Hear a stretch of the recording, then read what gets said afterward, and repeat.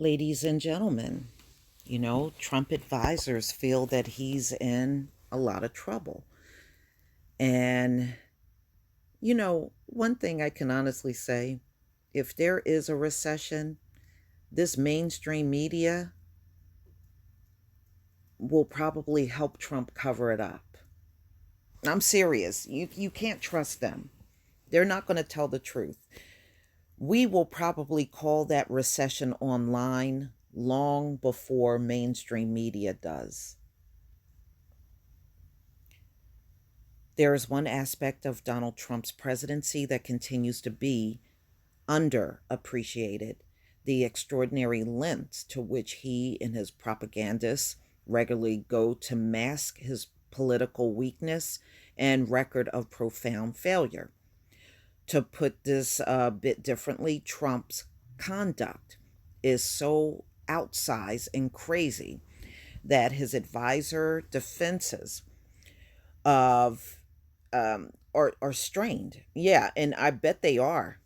I mean, you got to run interference for the same person over and over and over. Yeah, it gets very tiring after a while. I'm surprised they're still hanging in there, to be honest with you.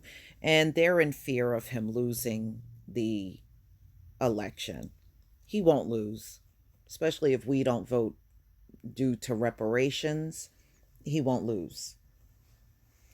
Political has an illuminating new report that helps pry loose this mask. The gist is that Trump's own advisors are aware that there are multiple flashing indicators right now that very well might put Trump reelection in serious doubt. Among these, Trump's trade war with China will likely worsen. His rewrite of the North American Free Trade Agreement might not pass Congress, denying him a badly needed victory on a signature issue, and the likelihood of a recession has increased. Yeah, trust me, that recession is going to happen. What's more, the U.S. manufacturing sector is contracted by one very closely watched metric, and Trump's trade war are a key reason for that.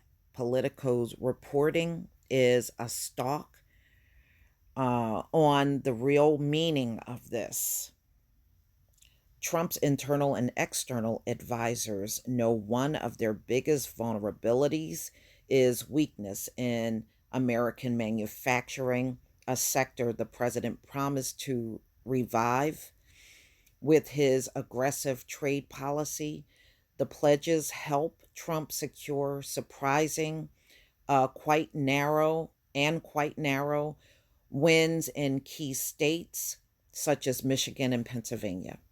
Trump is not going to bring those jobs back from China, y'all. Don't hold your breath on that. But the manufacturing numbers are moving in the wrong direction for the president. Keep in mind that Trump's own advisors are saying this.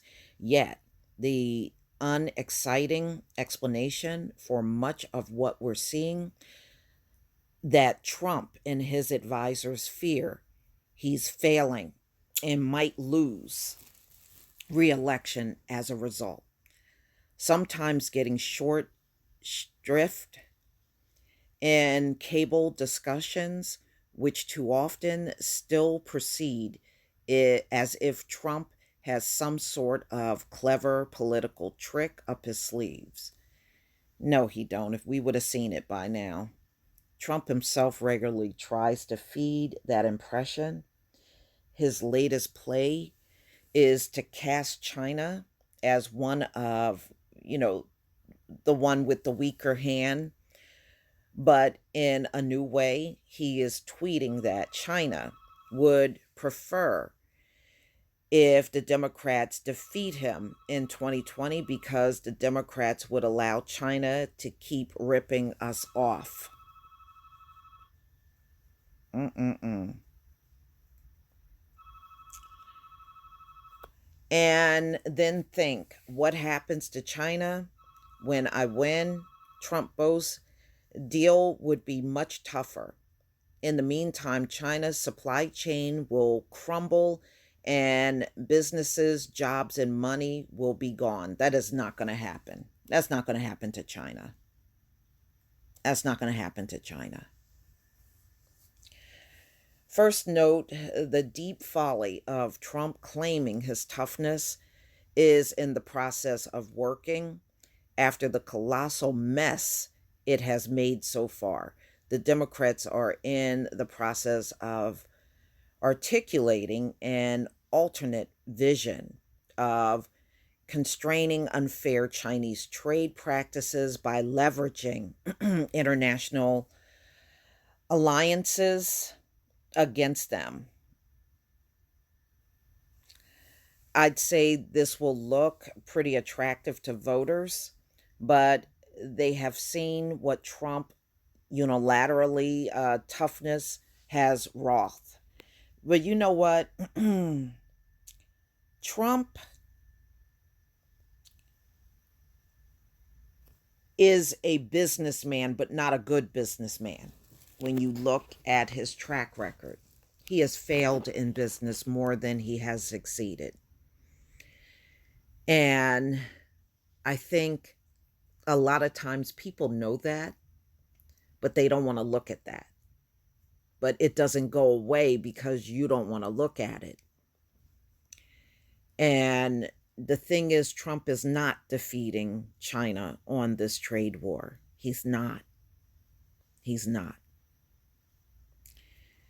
And the one thing he's going to have to do is try to put on a brave face and pretend like the recession does not exist going into re-election when it does exist.